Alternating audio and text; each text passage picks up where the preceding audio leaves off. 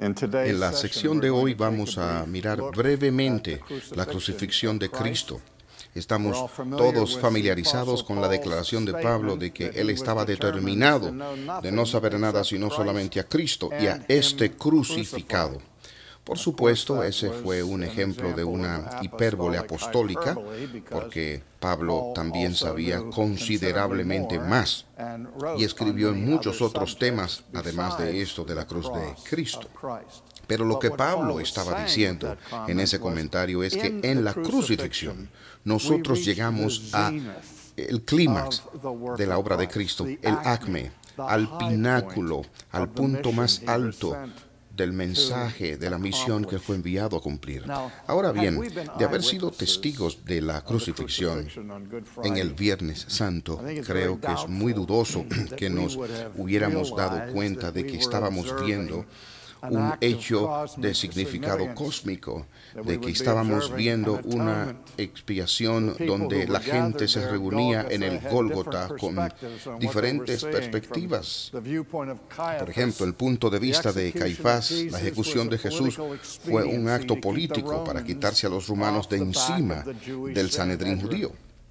Para Pilato también fue un acto político a fin de calmar a la multitud que clamaba por la sangre de Cristo. Para el ladrón en la cruz, que reconoció la identidad de Jesús, lo vio como un desvío de la justicia, pero ¿quién como un observador vería en este acto una expiación que tendría implicación mucho más lejana? Para entender la profundidad de lo que ocurrió en la cruz, tenemos que mirar a las epístolas en el Nuevo Testamento, en donde nosotros recibimos la interpretación del significado del evento de la cruz. Solo brevemente, permítanme por un minuto mirar Romanos capítulo 3, donde el apóstol Pablo dice estas palabras en el versículo 21. Pero ahora, aparte de la ley, la justicia de Dios ha sido manifestada, atestiguada por la ley y los profetas, es decir, la justicia de Dios por medio de la fe en Jesucristo, para todos los que creen, porque no hay distinción, por cuanto todos pecaron y no alcanzan la gloria de Dios, siendo justificados gratuitamente por su gracia, por medio de la redención que es en Cristo Jesús, a quien Dios exhibió públicamente como propiciación por su sangre. Hay dos comentarios que el apóstol hace aquí en referencia a nuestra justificación, como se relaciona a la obra de Jesús.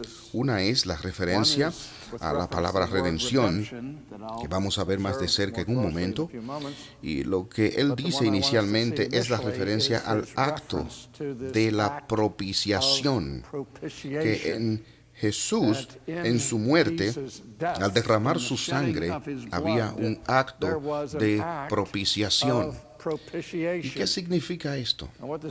Que el judío que lee este material entendería a la luz de la celebración del Antiguo Testamento del día de la expiación. Había una celebración. Se preguntará, ¿cuál es el día más importante del año? La celebración de la Pascua era la celebración de la expiación, pero el día anual de la expiación, Yom Kippur, ocurría cuando el sumo sacerdote dedicaba a una obra especial a sí mismo y hacía una ofrenda de un buey como sacrificio y tomaba 2 cabritos, uno que iba enviado al desierto y el otro debía ser matado. Entonces el sumo sacerdote, después de haber cumplido los rituales elaborados, se le permitía entrar al lugar más santo de Israel, el lugar santísimo. Es el lugar santísimo detrás de las cortinas, al filo del lugar santo, donde solamente el sumo sacerdote podía entrar allí. El lugar el Santo de los Santos, allí llevaba la sangre del sacrificio del animal que había sido matado. ¿Y qué hacía con esto? Él toma esta sangre y la rocía en el propiciatorio. Y ese lugar de misericordia estaba allí en el lugar santísimo. Ese era el trono de Dios. Y el asiento de la misericordia o el propiciatorio era el centro dentro de ese trono. Y dentro estaba las varas de Aarón y los 10 mandamientos de la ley de Dios. Y así, en este ritual, la sangre rociada en el trono de Dios, indicando un sacrificio de sangre a fin de satisfacer las demandas de la justicia de Dios. Lo que se envuelve aquí en un acto de propiciación es un acto de satisfacción. Este concepto que alguien pone para nosotros, se nos ha dicho tan frecuentemente que Dios es un Dios de amor, de misericordia, un Dios de gracia, que nos perdona libremente de todos nuestros pecados, y allí tenemos todo lo que Dios tiene que hacer para reconciliarnos con sí mismo, es simplemente dispensar su perdón sobre nosotros. Pero cuando pensamos así, nos olvidamos que Dios es santo. Nos olvidamos que Dios es justo. Y al final de ese pasaje que les leí en Romanos 3, Él dice, como una propiciación de su sangre a través de la fe, como demostración de su justicia. Porque en su tolerancia Dios pasó por alto los pecados cometidos anteriormente para demostrar en este tiempo presente su justicia, a fin de que Él sea justo y el que justifica.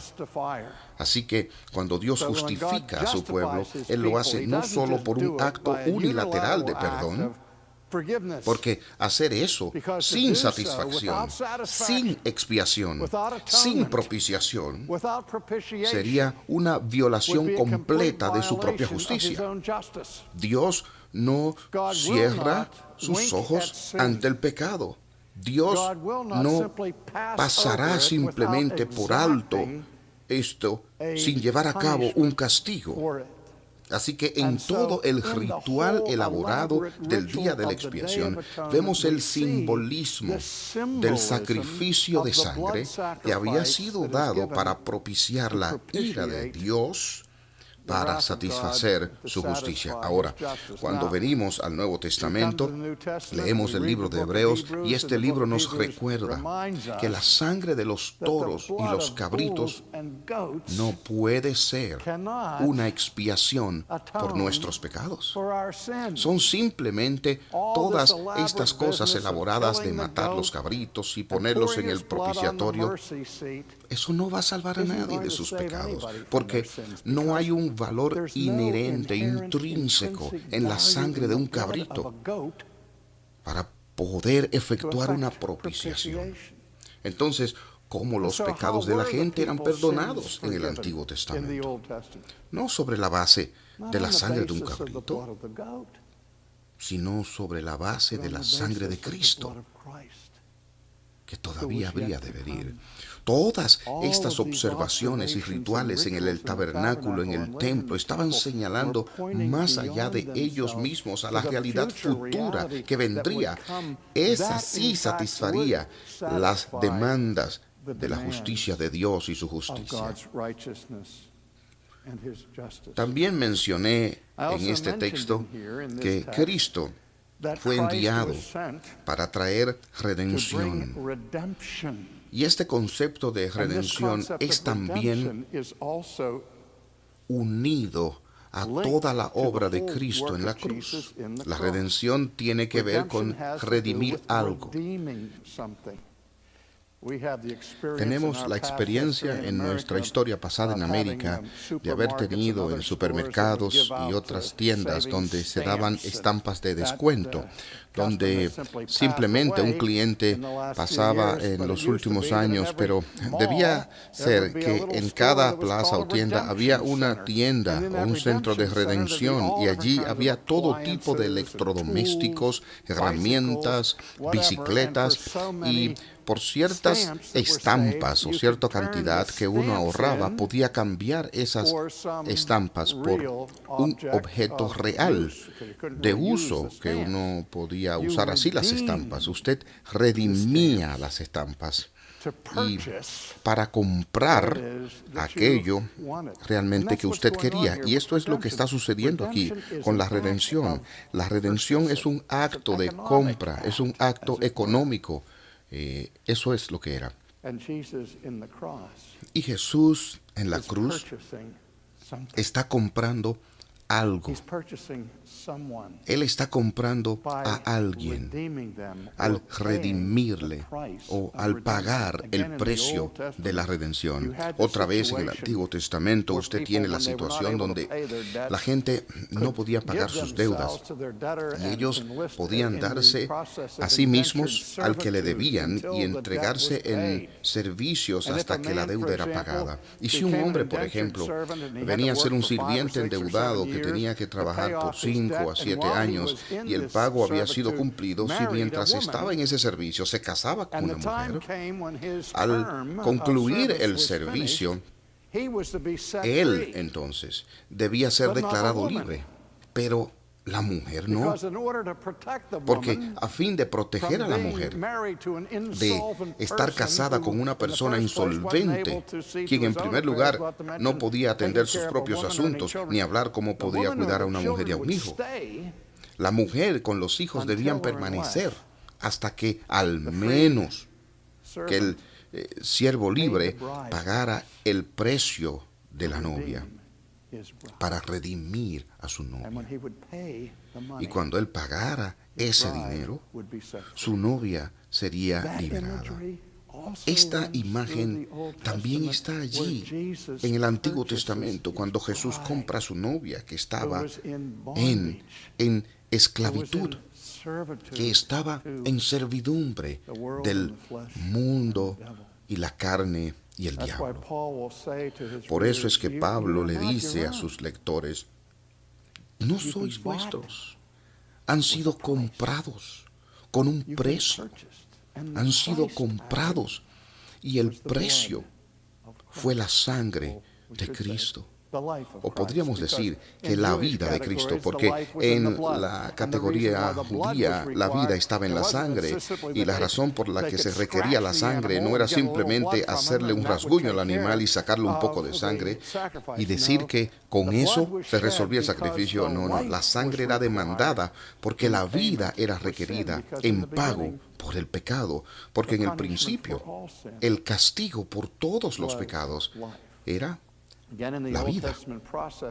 Una vez más, en el proceso de redención del Antiguo Testamento, muchas veces aquel que hace la compra para comprar a alguien de regreso de la esclavitud sería un pariente, y ese pariente debía ser conocido como el pariente redentor, aquel que pagaría por la liberación de su hermano o de su hermana, su madre, quien fuera.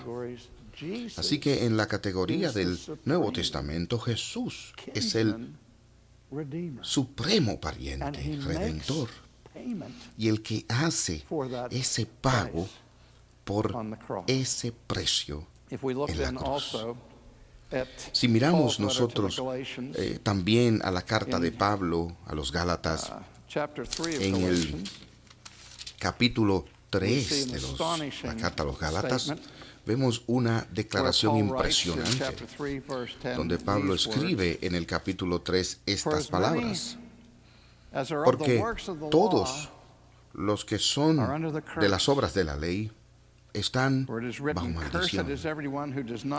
Porque escrito está, maldito todo el que no permanece en todas las cosas escritas en el libro de la ley para hacerlas. Y que nadie es justificado ante Dios por la ley es evidente, porque el justo vivirá por la fe. Sin embargo, la ley no es de fe, al contrario, el que las hace vivirá por ellas. Y ahora leemos esto en el versículo 13, que es impresionante. Cristo nos redimió de la maldición de la ley. Déjenme hacer una pausa por un segundo. Cristo nos redimió de la maldición de la ley. Así que Pablo se extendió allá a los términos del pacto del Antiguo Testamento que Dios hizo con Moisés y que fue renovado en el libro de Deuteronomio. ¿Recuerdan? Dios los reunió a todos en una asamblea solemne. Así que si ustedes mantienen esas leyes que yo les he dado, si obedecen mis preceptos y mandamientos, ustedes serán bendecidos en la ciudad, bienaventurados en el pueblo, donde quiera que vayan, donde vayan a dormir en la noche, serán bienaventurados en todo lugar. Pero si ustedes fracasan y no guardan mi ley, entonces serán malditos en la ciudad. Malditos serán en el campo, también serán malditos cuando se levantan, malditos serán cuando se acuesten. La maldición, mi maldición, será con ustedes. Una de las cosas que me gustan de cantar los cánticos de Navidad es este canto al mundo, paz, la frase en el himno que se refiere a la eficacia de la obra de Cristo en la redención, que ocurrió tan lejos como la maldición se encuentra. La maldición aparece en los primeros capítulos del Génesis, cuando el pecado entra en el mundo por la tentación de la serpiente. El hombre es maldecido. La mujer es maldecida. La serpiente es maldecida. La tierra es maldecida. Y toda la creación pasa como en dolores de parto hasta que esa maldición es removida. ¿Cuál es esa maldición?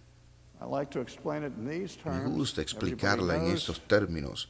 Todo el mundo conoce la bendición hebrea: que Dios le bendiga y le guarde, que Dios haga su rostro resplandecer en vosotros, que tenga misericordia de vosotros, que Dios haga resplandecer su rostro sobre ti y te dé su paz.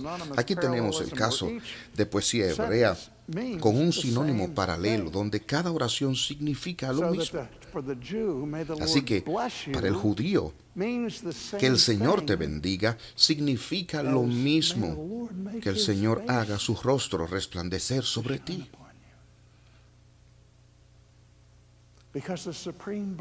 Porque la bendición suprema para el judío es algún día poder ver a Dios cara a cara.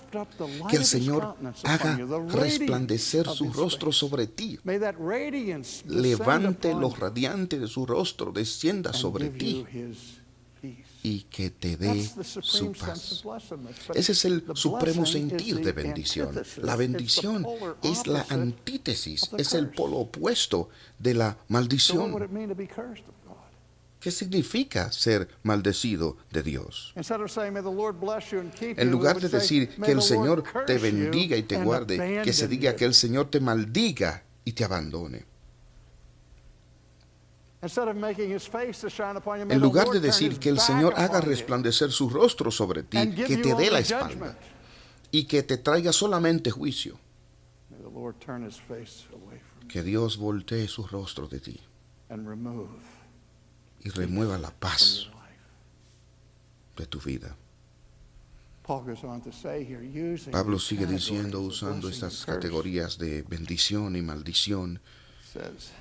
Y él dice, Cristo nos redimió de la maldición de la ley, habiéndose hecho maldición por nosotros.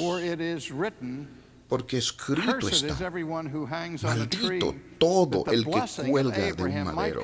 Así que en Cristo Jesús la bendición de Abraham viniera a los gentiles para que recibiéramos la promesa del Espíritu mediante la fe, a fin de que la promesa que fue dada a Abraham y su simiente sea recibida El pecado debe ser And now castigado. Jesus Ahora Jesús only no takes the solamente curse upon him, toma la maldición sobre sí, but he becomes the curse. sino que Él se He convierte embodies the curse. en la maldición. Él encarna la He maldición. has to be completely Él tiene que ser forsaken by God. The agony completamente for which he abandonado screams on the por cross, Dios.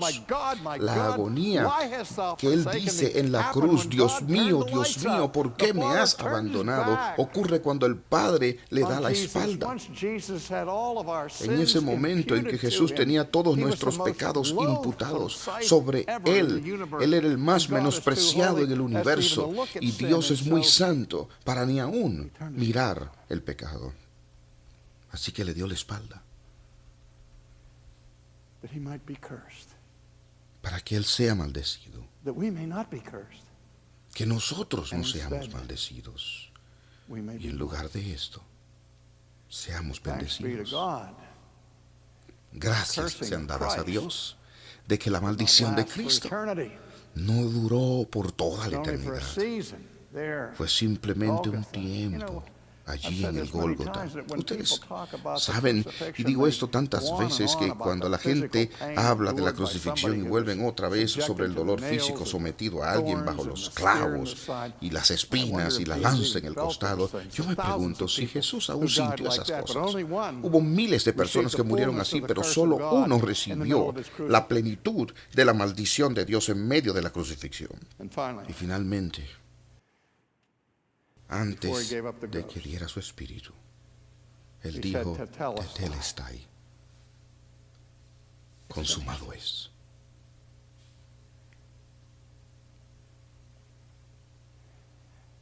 Y and se he committed entregó a sí himself mismo en into las the hands of manos the one who del had just Padre cursed him and was que lo había received maldecido, y fue recibido once more una vez más en into la the Father's presencia del presence. Padre. La The humillación, humiliation, el sufrimiento, la maldición fue concluida. Y sin yet embargo, Jesus still had Jesús more work to tenía do. más obra que hacer. That's why Por the eso es que la story historia doesn't no end termina on el Friday. viernes, The la story historia no doesn't termina end en la on the cruz. cross. El domingo venía por ahí, Sunday como is la obra de Cristo sigue as the work of hacia Jesus adelante. goes on.